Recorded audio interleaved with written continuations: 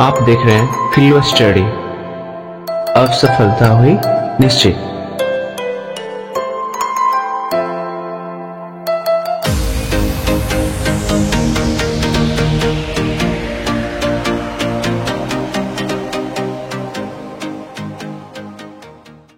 नमस्कार साथियों, आप सबका स्वागत है फिलो स्टडी का इस एनसीईआरटी श्रृंखला में।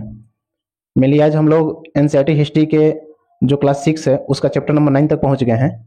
और आपको इस बात का पता होना चाहिए कि क्लास 6 का जो एनसीईआरटी चल रहा है हिस्ट्री का, उससे पहले वाला 9 से पहले वाला 1 to 8 जो वीडियो है ऑलरेडी अपलोड किया जा चुका है, तो आप उसको जाकर देख लें।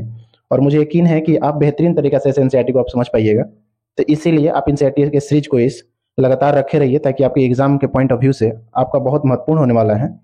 और इसका पीडीएफ की अगर आपको जरूरत पड़ेगी तो पीडीएफ टेलीग्राम ग्रुप पे आपको मिल जाएगा, और इस टेलीग्राम का लिंक आपको डिस्क्रिप्शन में दिया रहेगा, वहां क्लिक कीजिएगा तो वहां पर से आपको टेलीग्राम पे जाना होगा और टेलीग्राम से इसका पीडीएफ आप अपलोड कर सकते हैं। ठीक है, अपलोड नहीं मतलब डाउनलोड कर सकते हैं। नेक्स्ट अगर बात करेंगे आगे, तो इस बात को ध्यान रखें, अगर आप चैप्टर नंबर 8 नहीं देखे हैं, 7 नहीं देखे हैं, तो आप उस चैप्टर नंबर 7, 8 और 1 से लेकर 8 तक आप देख लें, तो आपके लिए बहुत बेहतरीन रहेगा और समझने के लिए आपको बहुत सहायता मिलेगा। और जिसका भी पीडीएफ चाहिए तो आपको मिल जाएगा टेलीग्राम ग्रुप पर। तो आइए हम लोग स्वागत करते हैं इस चैप्टर को, जो चैप्टर नंबर कौन सा है, 9th। तो अब ध्यान से आप पढ़ें। वीडियो थोड़ी लंबी होती है, इसमें कोई संदेह नहीं है, लेकिन यकीन मानिए ये लंबा वीडियो आपको एक समझ देता है। तो लाइन बाय लाइन आपको समझाया जाता है एनसीईआरटी को, इसलिए लंबा होता है। नहीं तो मैं ऐसा नहीं सोचा हूँ तो मैं 15 मिनट 20 मिनट में भी खत्म कर सकूँ, लेकिन उसका कोई मतलब नहीं बनता है। पढ़ो एक बार, जो हो जाए सही से। ठीक है, तो आइए चैप्टर नंबर 9 को देखते हैं। ये क्या है, तो क्लास 6 हिस्ट्री है। ठीक है, वो भी किसका, तो एनसीईआरटी का। इस बात का आपको ध्यान होनी चाहिए। जो चैप्टर नंबर 9 है, इसका अगर टॉपिक का नाम देखें तो कह रहा है खुशहाल गांव। गांव कैसा है, खुशहाल है। और समृद्ध शहर। समृद्ध का मतलब विकसित, जिसमें सब कुछ है वो शहर में होता है। गांव जबकि खुशहाल है और शहर कैसा है, समृद्ध है। इसी पॉइंट को आगे बढ़ाते हैं। लोहार की दुकान पर प्रभाकर, प्रभाकर नाम का एक व्यक्ति है, व्यक्ति क्या कहेंगे, बच्चा है, जो किसके दुकान पे है, लोहार। लोहार का मतलब जो लोहा वहा का काम करते हैं उनके दुकान पे है। ए है लड़का। ठीक है, यही लड़का है। प्रभाकर लोहार को काम करते देख रहा था। एक छोटी सी बेंच पर कुल्हाड़ी और हंसिया जैसे कुछ औजार बेचने के लिए रखे थे। क्या चीज याद रखिए, कुल्हाड़ी का एक शब्द है, एक हंसिया का शब्द है, ये औजार है। ये सब क्या है, औजार है। दूसरी ओर भट्ठी, भट्ठी जल रही थी। भट्ठी मतलब क्या होता है, उसमें आग रहता है। ठीक है, और इसी आग में ईंट पकाया जाता है, ईंट पकाया जाता है, बाकी आपको औजार बनाया जाता है, उसको भट्ठी कहता है। ठीक है, औजार बनाने के लिए दो लोग लोहे की एक छड़ को गर्म कर रहे थे, वही भट्ठी है। ये मान लो ये भट्ठी है। ठीक है, ये भट्ठी में आग जल रहा था और इसी में ये लोग क्या कर रहे हैं, छड़ को गर्म कर रहा है। ठीक है, और गर्म कर उसे क्या कर रहे थे, पीट रहे थे। मतलब औजार बनाने का जो प्रक्रिया होता है कि पहले लोहा को गर्म करो, गर्म करने के बाद जब वो गर्म हो जाए तो उसको पीटो, तो वो अपना जो जिसा उसका स्ट्रक्चर होता है, उसका स्ट्रक्चर फिर से क्या होता है, चेंज हो जाता है पीटने से। तो प्रभाकर को ये देखकर बहुत बड़ा मजा आ रहा था। तो मतलब सब देखकर बहुत बड़ा मजा आ रहा था, मतलब मजे आ रहे थे। ठीक है, तो सिंपल सी बात है कि इसमें कुछ पॉइंट का आपको ध्यान देना है कि कुल्हाड़ी, हंसिया, औजार, आखिर सब है क्या, तो इसी सब के बारे में हम लोग इस चैप्टर में मेनली पढ़ेंगे। ठीक है, अब ये देखते हैं लोहे के औजार और खेती। सिंपल सी बात है, हल जब बना होगा या कुल्हाड़ी बना होगा या हंसिया बना होगा, ये सब कहीं ना कहीं कृषि का जो योगदान देने में, कृषि को बढ़ाने में बहुत ज्यादा अहम रोल निभाए होंगे। लोहे के जब खोज हुआ होगा तो एक क्रांति आ गई होगी कृषि में। तो देखिए इसी को पढ़ते हैं, लोहे के औजार और खेती। लोहे का प्रयोग आज एक आम बात है। अगर आज की बात करेंगे तो एक आम बात है। लोहे की चीजें हमारी रोजमर्रा का मतलब प्रतिदिन, ठीक है, रोजमर्रा की जिंदगी का हिस्सा बन गई है। लोहे का चीज हम लोग का जिंदगी का हिस्सा बन गया। बर्तन से लेकर, दरवाजा से लेकर, कुल्हाड़ी से लेकर, गाड़ी से लेकर, ये सब लोहे के ही सब कहीं ना कहीं उपयोग है। ठीक है, तो हमारे प्रतिदिन के जीवन में ये एक हिस्सा बन गया। इस उपमहाद्वीप में लोहे का प्रयोग लगभग 3000 साल पहले शुरू हुआ था। उपमहाद्वीप मैंने बताया था, भारत भी एक उपमहाद्वीप है, तो यहाँ पर लगभग 3000 साल पहले लोहे का शुरुआत हुआ था, प्रयोग हुआ था। ठीक है, इस बात का ध्यान रखिएगा। महापाषाण कब्र, महापाषाण कब्र आप समझते हैं। अब महापाषाण कब्र देखते हैं। महापाषाण कब्र होता क्या था, यहाँ पर एक वर्ड आया है महापाषाण कब्र।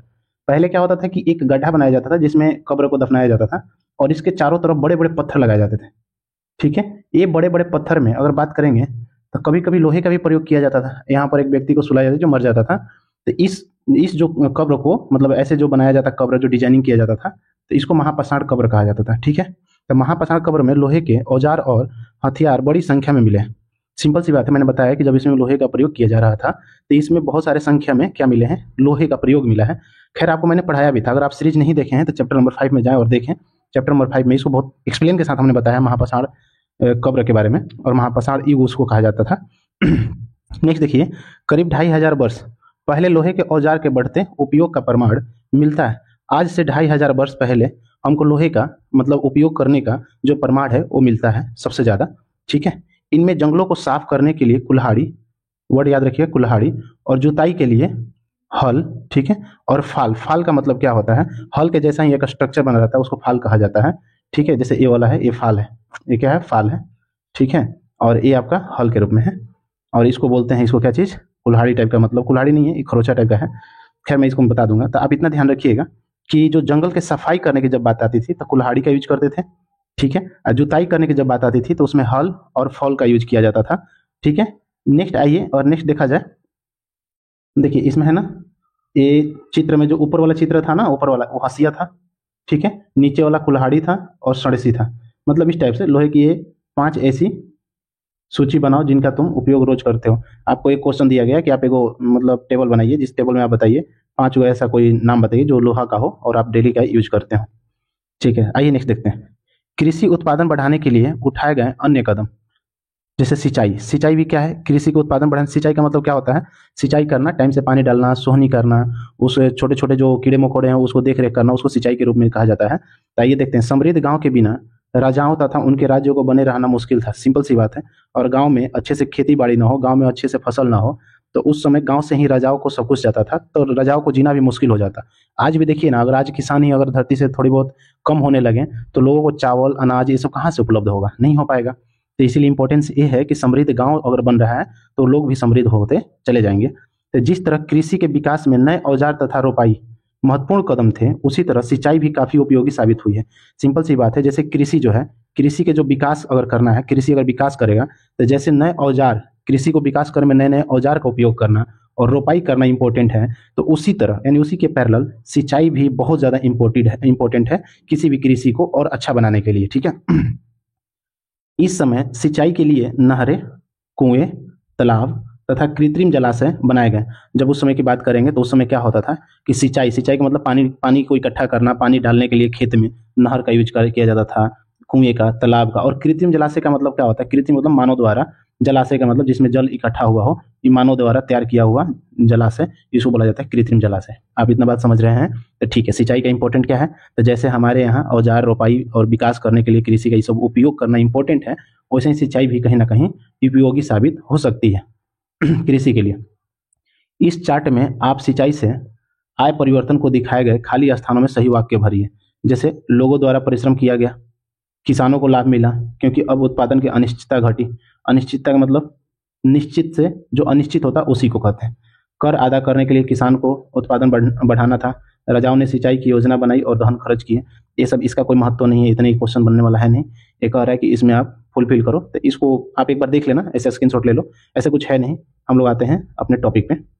गांव में कौन रहते थे, सिंपल सी बात है, तो गांव में कौन रहते थे, तो देखिए इस उपमहाद्वीप, उपमहाद्वीप का मतलब मैंने बताया था कि ये भारत भी उपमहाद्वीप के क्षेत्र में आता है। इस उपमहाद्वीप के दक्षिण तथा उत्तरी हिस्सों में, दक्षिण और उत्तरी हिस्सों में, तो अगर ऐसे बात करेंगे भारत का, तो यहाँ से देखो ये दक्षिण वाला हिस्सा है और ये वाला क्या है, उत्तरी हिस्सा है। आप समझ रहे हैं कि अधिकांश जो गांव है, यानी इधर का गांव और इधर का गांव, कम से कम 3 तरह के लोग रहते थे। कितने तरह के लोग रहते थे, 3 तरह के लोग रहते थे। जैसे तमिल क्षेत्र में, पहला तमिल क्षेत्र में बड़े भूस्वामी, जिसके पास जमीन बहुत, भूस्वामी का मतलब भूमि, जो भूमि बहुत ज्यादा होता था, जिसके पास जमीन बहुत होते थे, उसको बड़े भूस्वामी कहते थे। तो तमिल क्षेत्र में बड़े भूस्वामी को बिल्लाला कहा जाता था। साधारण हलवाओं को उनवार और भूमिहीन मजदूर को दास कैडिसियर और अदमई कहलाते थे। सिंपल सी बात, जिसके पास बहुत ज्यादा भूमि होता था उसको क्या कहा जाता था, बिल्लाला। और साधारण हलवाहो का मतलब जिसके पास मतलब हल हो, हल का यूज करते हैं जोताई, खेत की जोताई करने के लिए। तो जो साधारण होते थे उनको कहा जाता था उनवार। और भूमिहीन मजदूर, भूमिहीन का मतलब जिसके पास भूमि न हो, तो उसको उनवार भी कहा जाता था और भूमिहीन भी कहा जाता था। दास कैडिसियर या आदिमई भी कहलाते थे। ठीक है, तो इतना बात। हाँ देखिए 3 तरह के हैं, कौन कौन, एक है भूस्वामी, एक कौन है, भूस्वामी। ठीक है, भूस्वामी पहला। दूसरा में आपको आया कौन, साधारण हलवा, हलवा। और थर्ड में कौन आया आपको? तो थर्ड में आया भूमिहीन मजदूर। भूमिहीन मजदूर। एक के पास बहुत जमीन होता था, इसके पास जमीन बहुत होता था, ठीक है, ज्यादा। इसके पास बहुत कम, यानी साधारण रूप से जैसे हर व्यक्ति के पास होता है, इसके पास बहुत कम होता था। और इसके पास नहीं होता था, इसके पास जमीन ही नहीं होता, इसको भूमिहीन मजदूर कहा था। तो तीन तरह के लोग होते थे, ठीक है। इसको कह सकते हो हाई, मीडियम और लो, ठीक है, जमीन के मामले में। तो इनको भूस्वामी को क्या कहा जाता था? तो इसको बेलाल कहा जाता था। क्या कहा जाता था? बेलाला। और साधारण हलवाई को ऊनवार, और भूमिहीन को दास कैडेसियर। कैडेसियर, ठीक है। तो भूमिहीन को दास कैडेसियर, हलवा को, साधारण हलवा को ऊनवार, और भूस्वामी को बेलाल। इतनी बात को आप शायद समझ रहे होंगे। देश के उत्तरी हिस्सा में गांव का प्रधान व्यक्ति ग्राम भोजक कहलाता था।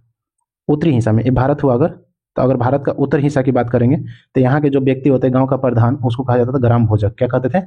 ग्राम भोजक। ये पॉइंट को आप याद रखिएगा, इनको कहते थे ग्राम भोजक। ये वाला पॉइंट आप याद रखिए, ग्राम भोजक। अक्सर एक ही परिवार के लोग इस पद पर कई पीढ़ियों तक रहते थे। इसका मतलब ये क्या था? जेनेटिक पद था, मतलब अनुवांशिक पद था। अनुवांशिक कहना सही नहीं है, यानी एक ही परिवार का वंशज वाला पद था। वंश आपको पढ़ाए थे 8 क्लास में। तो यानी एक अगर किसी का पिता है तो उसका बेटा ही पद पे रहेगा ग्राम भोजक, फिर उसका बेटा, फिर उसका बेटा, फिर उसका बेटा, ठीक है। तो परिवारवाद कह सकते हो इसको। तो ग्राम भोजक किसको कहते हैं? तो गांव के प्रधान व्यक्ति को ग्राम भोजक कहा जाता था, ठीक है। नेक्स्ट आइए, नेक्स्ट देखते हैं।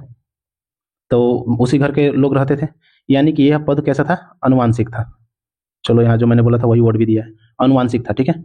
ग्राम भोजक के पद पर आमतौर पर गांव का सबसे बड़ा भूस्वामी होता था।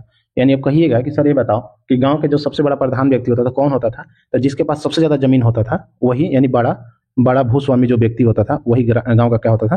प्रधान होता था, ठीक है। साधारण तो इनकी जमीन पर इनके दास और मजदूर काम करते थे। अब बात रही इनके जमीन पर कौन काम करता था? तो इनके दास और मजदूर लोग इनके जमीन पे काम करते थे। इसके अतिरिक्त प्रभावशाली होने के कारण राजा भी कर वसूलने का काम इन्हीं के सौंप देते थे। राजा भी क्या करते थे? इन्हीं को कर वसूलने के लिए। यानी कहने का मतलब एक भूस्वामी होता था, ठीक है। भूस्वामी का मतलब क्या हुआ? कि जिसके पास जमीन ज्यादा हो। तो राजा भी जो टैक्स की बात होती थी, तो टैक्स लेने के लिए राजा इन्हीं को सौंपता था राजा के द्वारा। और इनके जमीन पे कौन कौन काम करते थे? तो काम करने के लिए मजदूर, दास, ये सब लोग काम करते थे भूस्वामी के। ये सबसे ये कौन होते थे? तो गांव के प्रधान होते थे। ये गांव के प्रधान होते थे।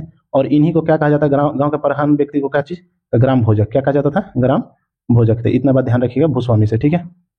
चलिए नेक्स्ट देखते हैं। ये न्यायाधीश का और कभी कभी पुलिस का भी काम किया करते थे।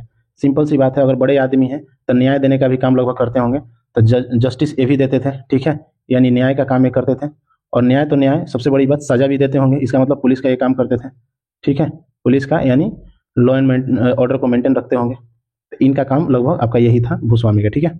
ग्राम भोजक के अलावा अन्य स्वतंत्र कृषक भी होते थे जिन्हें गृहपति कहते थे। सिंपल सी बात है, एक गांव है, इस गांव की अगर बात करेंगे तो गांव में मान लो एक हिस्से में कोई अगर ग्राम भोजक है, यहाँ ग्राम भोजक है, तो इस ग्राम भोजक में अगर बात करेंगे तो ग्राम भोजक तो है ही है, लेकिन कुछ किसान भी थे जिनके पास बहुत ज़्यादा धन होती थी, तो उनको गृहपति कहा जाता था। तो इसमें कुछ हिस्से में किसान है तो इनको गृहपति कहा जाता। क्या कहा जाता था? गृहपति। तो आप याद रखिएगा, गृहपति के नाम से किसान को कहते थे।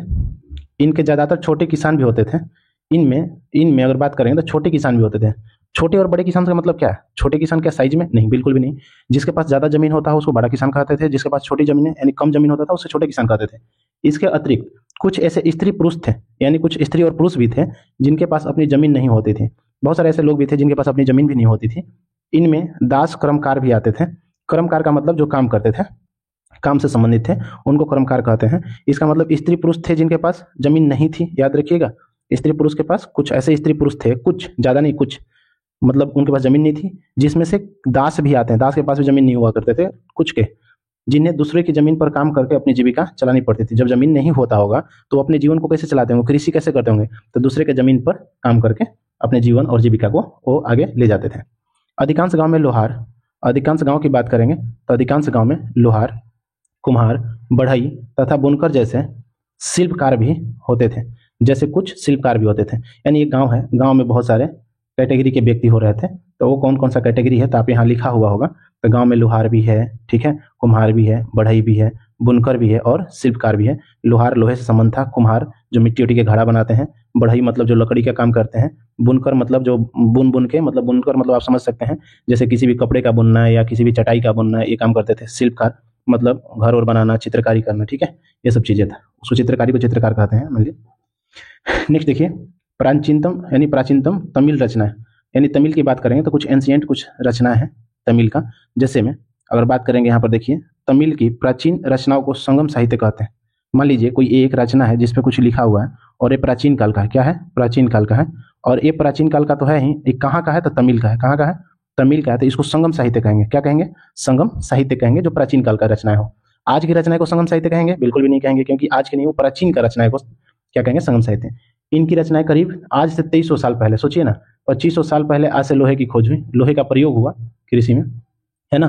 2300 साल पहले रचना की बात कर रहा है, पहले की गई थी। इन्हें संगम इसलिए कहा जाता है, सोचिए संगम क्यों कहा जाता है, इसलिए कहा जाता है क्योंकि मदुरै, मानचित्र साथ में देखेंगे, मदुरै कवियों के सम्मेलन में इनका संकलन किया जाता था। मदुरै एक जगह है, ध्यान रखिएगा, मदुरै क्या है, एक जगह है।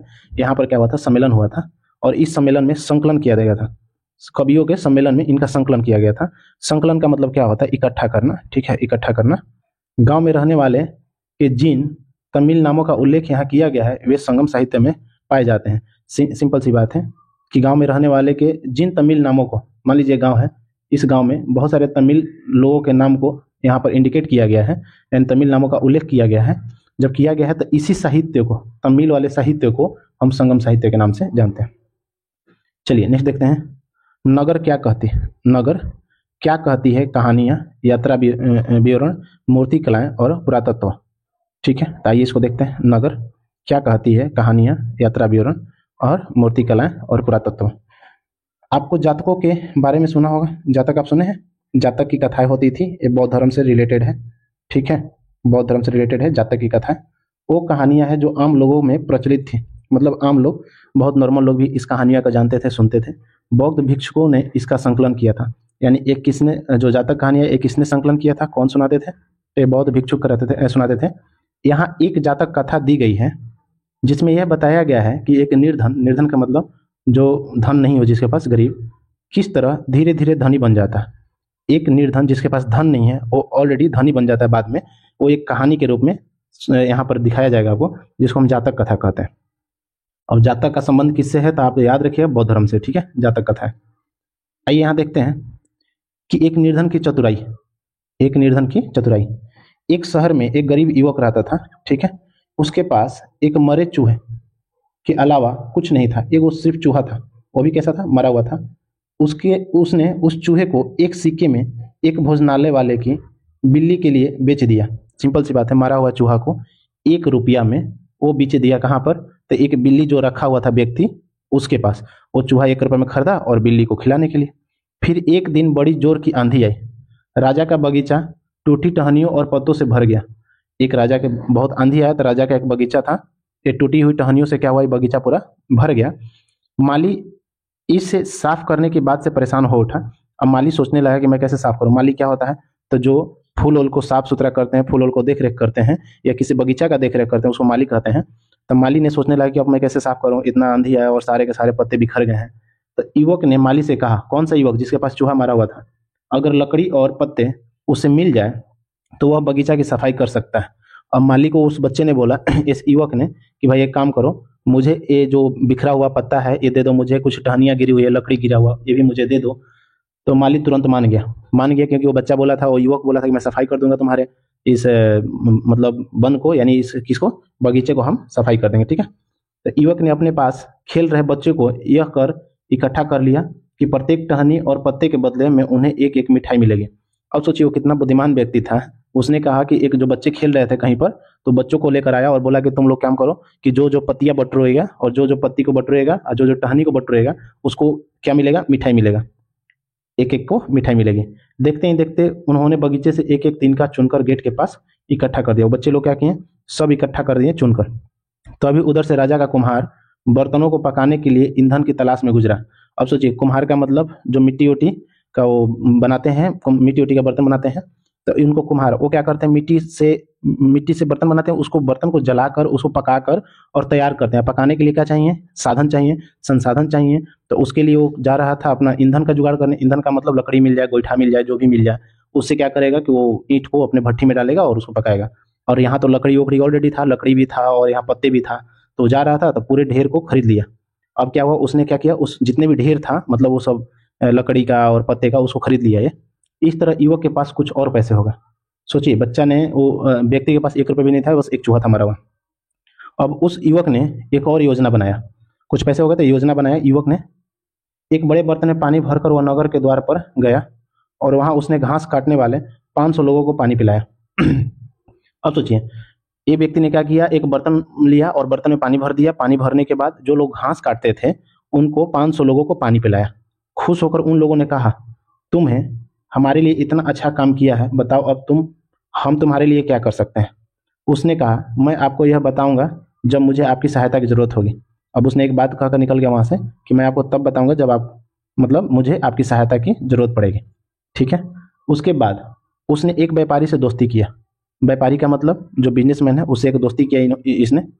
एक दिन उस व्यापारी ने बताया, क्या बताया, कल एक घोड़े का व्यापारी 500 घोड़ों के साथ शहर में आ रहा है। व्यापारी ने ये बोला कि जो शहर है, इस शहर में एक व्यक्ति आ रहा है, उसके पास 500 घोड़ा है। कितने घोड़ा है, 500 घोड़ा है। यह सुनकर युवक ने उन घास काटने वालों के पास जाकर कहा, कृपया तुम सब एक एक घास का गट्ठर मुझे दो और अपनी घास तब तक मत बेचो जब तक मेरी न बिक जाए।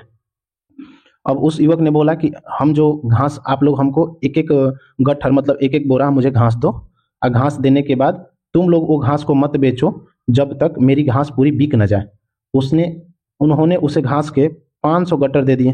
कौन दे दिया, तो वो जो थे जिसको ये पानी पिलाया था, वो सब ने इनको 500 गट्ठर घास दे दिए।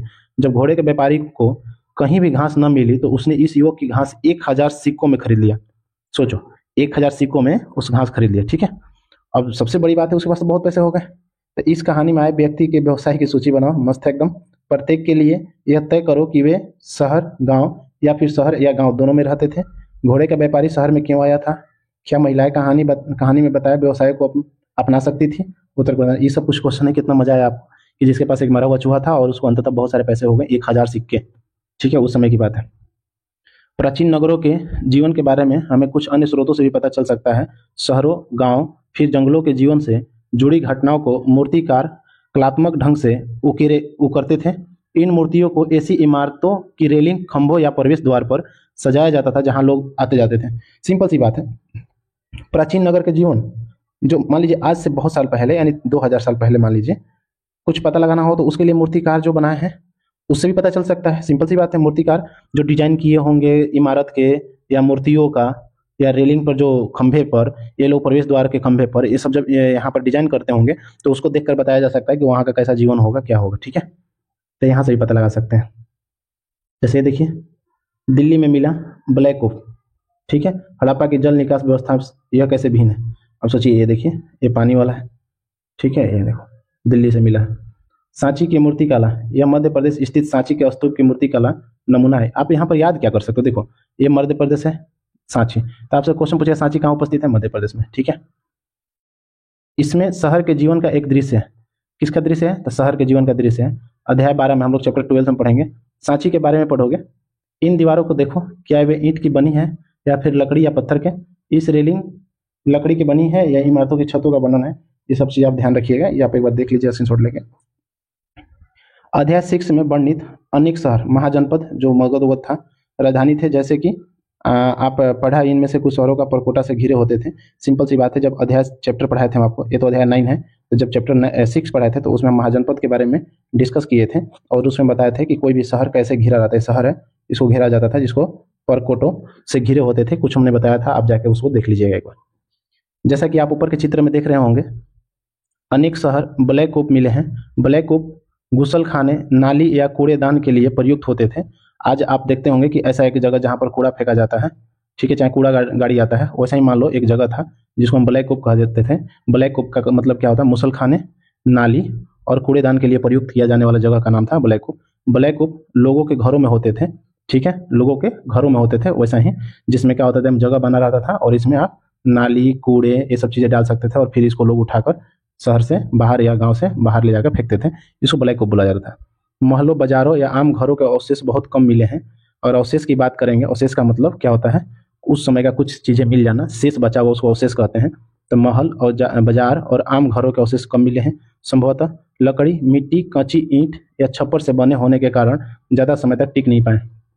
भविष्य में पुरातत्वविद इनकी खोज कर सकते हैं। सिंपल सी बात है कि सर ऐसा क्या, महल का क्यों मिला है कम अवशेष, या किसी भी बाजार का क्यों मिला है कम, आम घर का क्यों मिला है? इसलिए क्योंकि वो लकड़ी और मिट्टी, कच्ची मिट्टी के बने होते थे। इससे क्या होता होगा कि भविष्य में वो क्या होते होंगे कि वो खराब हो जाते थे बहुत दिन के बाद, ज़्यादा समय तक नहीं टिक पाते थे। ठीक है, तो इसके वजह से वो नहीं मिल पाया। बट भविष्य में ऐसा देखा जा सकता है कि पुरातत्वविद लोग, यानी जो व्यक्ति हैं, इतिहासकार लोग, वो लोग खोज कर सकते हैं, पुरातत्वविद लोग। प्राचीन शहरों के बारे में वहां गए नाविकों, यात्रियों के विवरण द्वारा भी पता चलता है। ऐसा ही एक विस्तृत विवरण इसी अज्ञात यूनानी नाविक का है।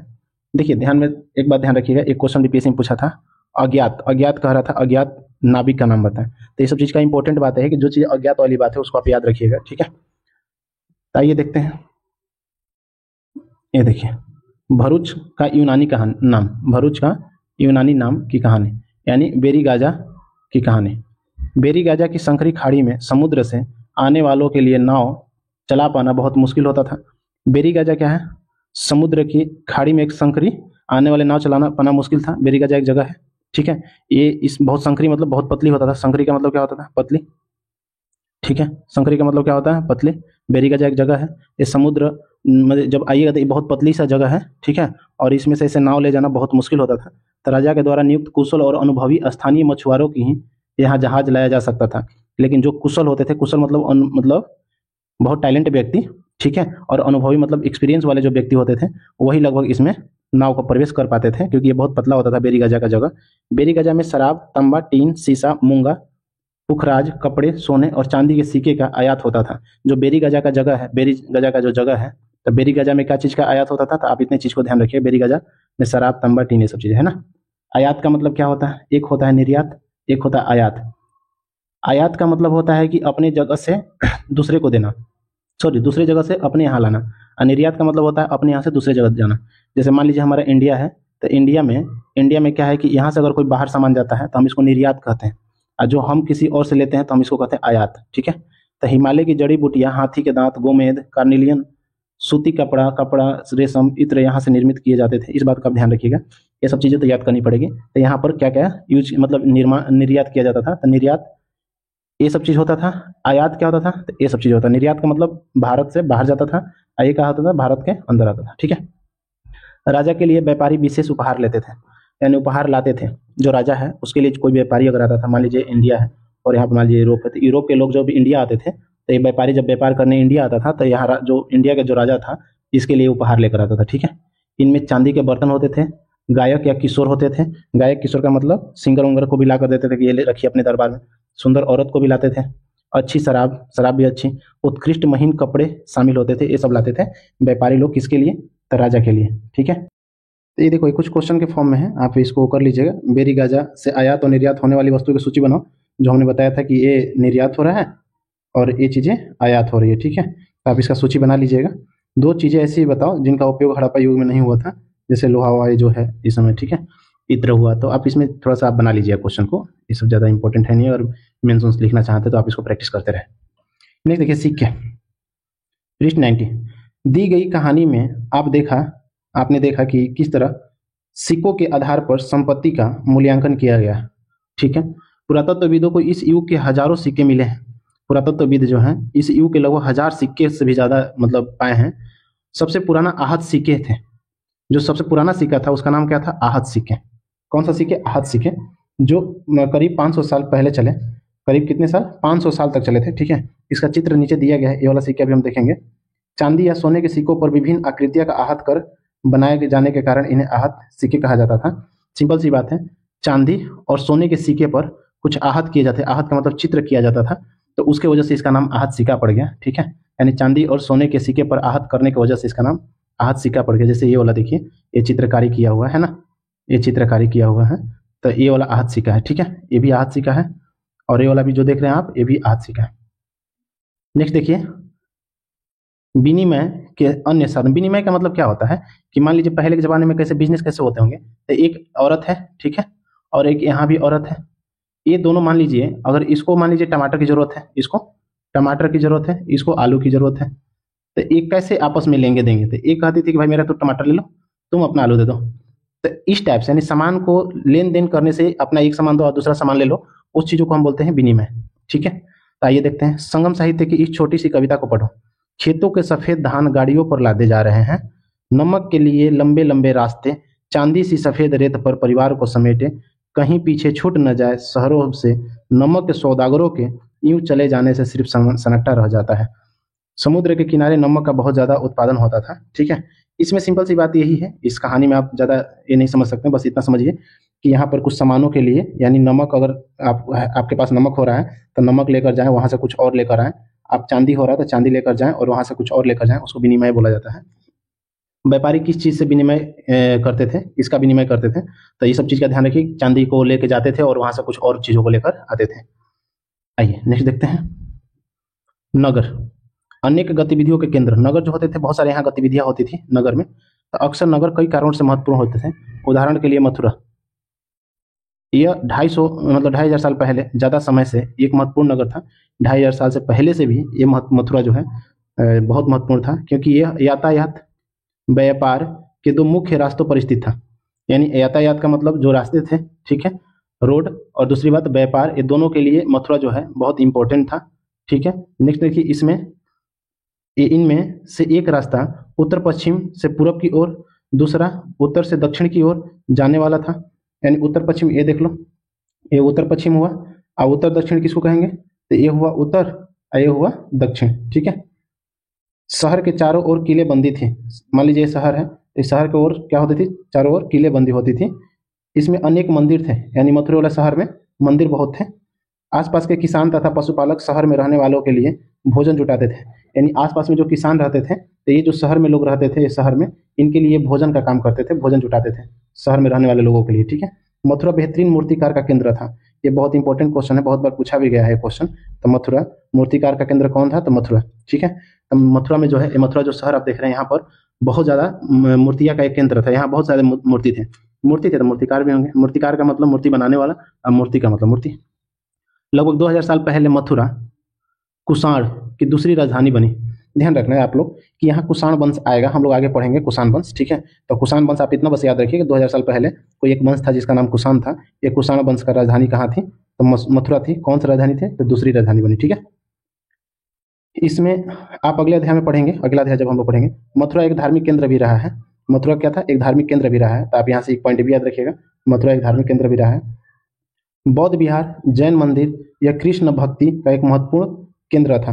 अब आपसे पूछेगा मथुरा में कौन सा धर्म का ज्यादा वो था, या कौन कौन से धर्म थे, तो बौद्ध भी थे, जैन भी थे, और कृष्ण मतलब सनातन यानी हिंदू भी थे, ठीक है। आप याद नहीं, यानी वैष्णव धर्म थे। कृष्ण को मानने वाले को वैष्णव धर्म के रूप में जानते हैं। नेक्स्ट देखिए, मथुरा में प्रस्तर खंडों तथा मूर्तियों पर अनेक अभिलेख मिले। यानी मथुरा में क्या मिला है, अभिलेख मिला है। आमतौर पर यह संक्षिप्त अभिलेख है। संक्षिप्त मतलब इतनी सारी चीजें मान लीजिए लिखा हुआ है, इसको संक्षिप्त में सिर्फ समझा देना है, छोटी सी लाइन में उसको संक्षिप्त कहते हैं। तो छोटी लाइन में भी लिखा हुआ अभिलेख मिला है, जो स्त्रियों तथा पुरुषों द्वारा मठों या मंदिरों को दिए जाने वाले दान का उल्लेख है। अब सिंपल सी बात है, ये अगर अभिलेख मिला है तो इस अभिलेख में क्या लिखा हुआ है, तो इसमें लिखा ये हुआ है कि जो स्त्रियां थी, पुरुष थे, वहां के जो मठ को दान देते थे लोग, और मंदिर को जो दान देते थे, इसी के बारे में इसमें बताया गया है, ठीक है। प्रायः शहर के राजा, रानी, अधिकारी, व्यापारी तथा शिल्पकार इस प्रकार के दान करते थे। और रही बात दान कौन करता था, तो लगभग अगर देखा गया है तो वो कौन करते थे, तो शहर के राजा, रानी, अधिकारी मतलब उसमें ऑफिसर, और व्यापारी बिजनेसमैन, और शिल्पकार आर्टिस्ट, ठीक है, ये लोग क्या करते थे, दान करते थे। उदाहरण के लिए मथुरा के अभिलेख में सुनार, लुहार, बुनकर, टोकरी बुनने वाला, माला बनाने वाला, इत्र बनाने वाले का भी उल्लेख मिलता है। आप इतनी बात को समझ में, ये जितने भी हम पॉइंट ने ऐसे गोला घेर रखा है, ये सब के सब इंपॉर्टेंट है। आप एक बार इसको रिवीजन कर लें। इसका पीडीएफ आपको टेलीग्राम पे मिल जाएगा, बिल्कुल आप जाकर देख लें। नेक्स्ट देखिए, शिल्प तथा शिल्पकार, ठीक है। पूरा स्थलों से शिल्पों के नमूने मिले हैं, बहुत सारे शिल्प का नमूना मिला है। इनमें मिट्टी के बहुत ही पतले और सुंदर बर्तन मिले हैं। मिट्टी के पतले पतले बर्तन मिले हैं और सुंदर बर्तन मिले हैं, जिन्हें उत्तरी काले चमकीले पात्र कहा जाता है। ये बहुत इंपॉर्टेंट है, ये याद रखिएगा। उत्तरी काले चमकीले पात्र कहा जाता है, उत्तरी काले चमकीले पात्र कहा जाता है। क्यों? क्योंकि ये ज़्यादातर उपमहाद्वीप के उत्तरी भाग में, कौन से भाग में मिला? उत्तरी भाग में, तथा यह प्राय काले रंग के होते थे और इनमें एक खास चमक होती थी। तो सिंपल सी बात है, ये नाम क्यों दिया गया होगा? तो उत्तर में मिलते थे चमकीले, क्योंकि चमकते बहुत थे, और काले का मतलब एक काला रंग का उपयोग किया जाता था, इसीलिए उत्तरी काले चमकीली पात्र कहा जाए। पात्र का मतलब बर्तन को पात्र कहा जा सकता है। पात्र का मतलब ये हुआ बर्तन। ठीक है, चलिए ध्यान रहे कि अन्य दूसरे शिल्पों के अवशेष नहीं बचे हुए होंगे, यानी बहुत सारे ऐसे शिल्प होंगे जो बचे नहीं हैं। जैसे कि विभिन्न ग्रंथों से हमें पता चलता है कि कपड़ों का उत्पादन बहुत महत्वपूर्ण था, यानी मथुरा में कपड़े का उत्पादन भी बहुत होता था, लेकिन बचे नहीं होंगे, कपड़े खराब हो गए होंगे। ठीक है, उत्तर में बनारस, दक्षिण में मदुरै कहाँ है? दक्षिण में, इसके प्रसिद्ध केंद्र थे। और कपड़े के प्रसिद्ध केंद्र की बात करेंगे तब बनारस और बनारसी साड़ी के नाम से जानते होंगे। और मदुरै कहाँ है? तो आपको उत्तर साउथ इंडिया में है यहाँ पे। ठीक है, तो ये यहाँ स्त्री पुरुष काम करते थे कपड़े के बिजनेस में। अनेक शिल्पकार व्यापारी अपने अपने संघ बनाने लगे थे। संघ का मतलब ग्रुप बनाने लगे थे, अपने अपने ग्रुप बनाने लगे थे व्यापारी लोग। ठीक है, जिन्हें श्रेणी कहा जाता था।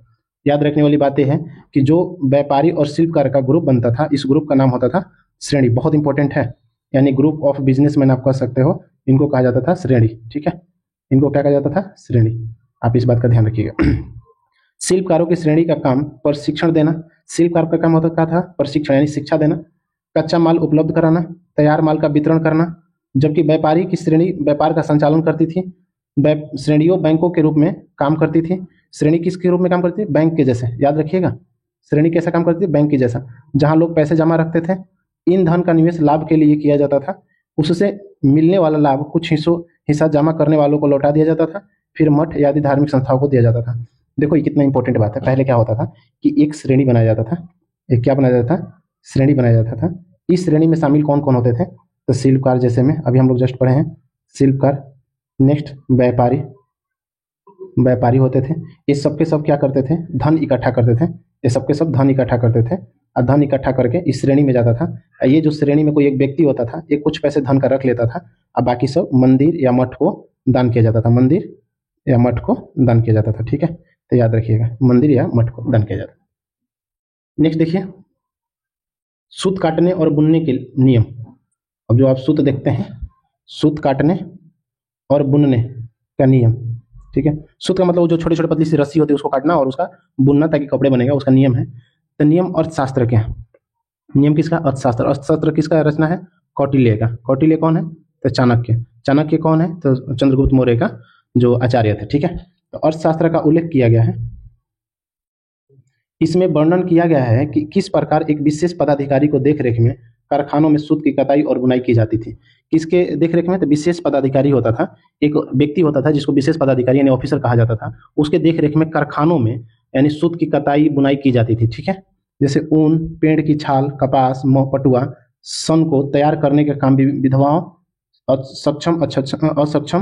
अक्षम सक्षम महिलाओं, भिक्षुणियों, वृद्धा वेश्याओं, राजा की अवकाश प्राप्त दासियां, सेविकाएं और अवकाश प्राप्त देवदासियों को लगाया जाता था। सिंपल सी बात है, ये सब कुछ व्यक्ति का नाम है। जो ये व्यक्ति सबके सब जो आप जो वृद्ध वेश्याओं मतलब ये सब चीजें, राजा के जो मतलब अवकाश मतलब रिटायर्ड जो दासी होती थी, ये सब विधवा लोग, सक्षम भी हो असक्षम भी हो, करे या ना करे वैसी महिलाएं, ये सब के सब इस कारखाने में काम करती थी। एक कारखाना किसका होता था? सूत का। ठीक है, बुनने का। तो आइए देखते हैं, इन्हें काम के और गुणवत्ता के अनुसार परिश्रमिक देना चाहिए। जिन महिलाओं को बाहर निकलने की अनुमति नहीं है, वे अपने दासियों को भेजकर कच्चे माल को मंगवा सकती थी और फिर तैयार माल उन्हें भिजवा सकती थी।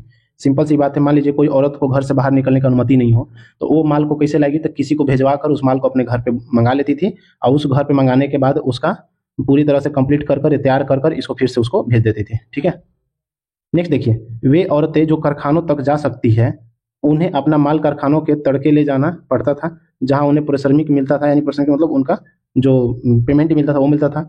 इस समय माल को अच्छी तरह जांचने के लिए रोशनी रहती थी। अगर निरीक्षक उस औरत की तरफ देखता या इधर उधर की बातें करता तो उसे सजा मिलनी चाहिए। ठीक है, ये सब कुछ नियम थे, आप ध्यान रखिएगा। जैसे कारखाना, मान लीजिए कोई कंपनी है, एक कंपनी में कोई व्यक्ति काम कर रहा है, इसके लिए क्या क्या नियम कानून होना चाहिए, बस यही सब चीजें बता रहा है। अगर औरतों ने अपना पूरा काम नहीं किया तो उसे जुर्माना देना होता था, इसके लिए उसका अंगूठा भी काटा जा सकता था। सिंपल सी बात है, आपको कहा गया कि ये 2 काम 3 4 काम करना है और आप नहीं किए, 3 ही काम किए और 1 काम आपसे नहीं हुआ, तो इसके लिए आपको जुर्माना के तहत पे अंगूठा भी काटा जा सकता है। ये सब चीजें कुछ आप ध्यान रखिए। सूक्ष्म निरीक्षण आर्किमेडू, ठीक है, आर्किमेडू पुडुचेरी में, ध्यान रखिएगा, आज के पुडुचेरी। रोम के बारे में दी जानकारी पढ़ो, ठीक है। आप देखिए लगभग 2200 से 1900 साल पहले आर्किमेडू एक पतन था। पतन का मतलब एक बंदरगाह, बंदरगाह, बंदरगाह इसको कहते हैं पतन। पतन का मतलब ये होता है जहां से व्यापार होता था। व्यापार, व्यापार क्या चीज, समुद्री मार्ग के किनारे, यानी पानी के जो किनारे जो व्यापार होता है उसको बंदरगाह या पतन जगह कहते हैं, ठीक है। यहाँ दूर दूर से आए जहाजों से सामान उतारे, पानी वाले जहाज की बात कर रहा है। यहाँ ईंटों से बना एक ढांचा मिला जो संभवतः गोदाम, यानी गोदाम भी मिला है यहाँ पर आर्किमेडी से। यहाँ भूमध्य सागरीय क्षेत्र के एम्फोरा जैसे पात्र मिले। पात्र का मतलब वही बताया, बर्तन। इनमें शराब, तेल जैसे तरल पदार्थ रखे जा सकते थे। ये जो बर्तन मिला है जिसका नाम एम्फोरा है, कहाँ पे, तो भूमध्य सागरीय। तो इसमें क्या रखा जाता था, शराब, तेल, तरल पदार्थ, तरल का मतलब लिक्विड वाला जो कुछ पदार्थ होते हैं रखे जा सकते हैं। इनमें दोनों तरफ से पकड़ने के लिए हत्थे लगते थे। दोनों तरफ से पकड़ने के लिए, जैसे चाय बनाने के लिए आप पकड़ते हैं, चाय बनाने के लिए पकड़ने वाला होता है, तो वो दोनों तरफ से था। साथ ही यहाँ एरेटाइन, एरेटाइन मुहर लगे लाल चमकदार बर्तन भी मिले हैं। कैसा, एरेटाइट, यानी लाल चमकदार बर्तन को हम एरेटाइन कहते हैं। एरेटाइट नहीं है, एरेटाइन कहते हैं। क्या कहते हैं, एरेटाइन। इन्हें इटली के एक शहर के नाम पर एरेटाइन पड़ा है। एक इटली का शहर है जिसका नाम एरेटाइन है, उसी के नाम पे पड़ा है एरेटाइन। एरेटाइन का मतलब क्या होता है, तो लाल चमकदार बर्तन। इसे मुहर लगे सांचे पर गीली चिकनी मिट्टी को दबाकर बनाया जाता था। कैसा, तो गीली और चिकनी मिट्टी होनी चाहिए, मिट्टी के साथ चिकनी और गीली होनी चाहिए, उसको दबाकर वहां लगा दो, उससे हम बनाते थे एरेटाइन, ठीक है। देखिए, ये देखिए अभिलेख मिट्टी के बर्तन के है। ये जो है मिट्टी के बर्तन है, उसी पर अभिलेख, अभिलेख का मतलब लिखा हुआ मिट्टी के बर्तन पर। कई बर्तनों पर ब्राह्मी लिपि में, कौन सी लिपि में, ब्राह्मी लिपि में अभिलेख मिले हैं। प्रारंभ में तमिल भाषा के लिए इसे लिपि का प्रयोग किया जाता था, इसलिए इन्हें तमिल ब्राह्मी अभिलेख भी कहा जाता है। ब्राह्मी, अगर तमिल में इसका यूज किया जा रहा है तो इसको हम कहेंगे तमिल ब्राह्मी। क्या कहेंगे, तमिल ब्राह्मी लिपि, ठीक है। आइए नेक्स्ट देखते हैं। ऐसे बर्तन भी मिले हैं जिनका डिजाइन तो रोम का था, किंतु वे यहीं बनाए जाते थे। यहाँ रोम लैंप, शीशे के बर्तन तथा रत्न भी मिले हैं। याद रखने वाली बात है, रोमन लैंप भी मिला है, शीशे के बर्तन भी मिले हैं और रत्न भी मिले हैं, ठीक है। साथ ही छोटे छोटे कुंड भी मिले। क्या मिले हैं, कुंड भी मिले हैं, जो संभवतः कपड़े की रंगाई के पात्र रहे होंगे। कपड़े की रंगाई का मतलब एक ऐसा बर्तन जिसमें कपड़े को रंगा जाता था। जैसे आप पहले आप जानते होंगे कि नील आता था, नील को बाल्टी में रख दो और गंजी, और जो गंजी वो बोलते हैं बनियान, उसको डालो और वो नील के कलर का हो जाता है, वैसे पात्र। यहाँ पर शीशे और अर्ध बहुमूल्य पत्थरों से मन के बनाने का मन के का मतलब गहना, ज्वेलरी जो लोग पहनते हैं, लेडीज लोग पहनती है अक्सर, अभी तो उसमें जेंट्स भी पहनते होंगे, तो ये सब चीजें मिला है। अब एक बात ध्यान रखने वाली बात है विशेषकर, ये जो आप कभी भी देखते हैं ना, ये मिला है वो मिला है, तो ये बहुत इंपॉर्टेंट है एग्जाम के इशू से, ठीक है। तो आप जो मिला है इसको ध्यान रखें। चिकनी मिट्टी कहाँ से मिला है, गीली चिकनी मिट्टी का यूजेज क्या है, एरेटाइन क्या है, ये सब चीजें आपको पता होना चाहिए कि ये बात कर रहा है आर्किमेडू का। आर्किमेडी क्या है, तो आर्किमेडी पांडुचेरी में एक जगह है। ये क्या था, तो बंदरगाह था, पतन था, व्यापार करने का एक जगह था। आप इस चीज को आप ध्यान रखो, तब जाके आपसे कुछ कॉन्सेप्ट क्लियर होगा।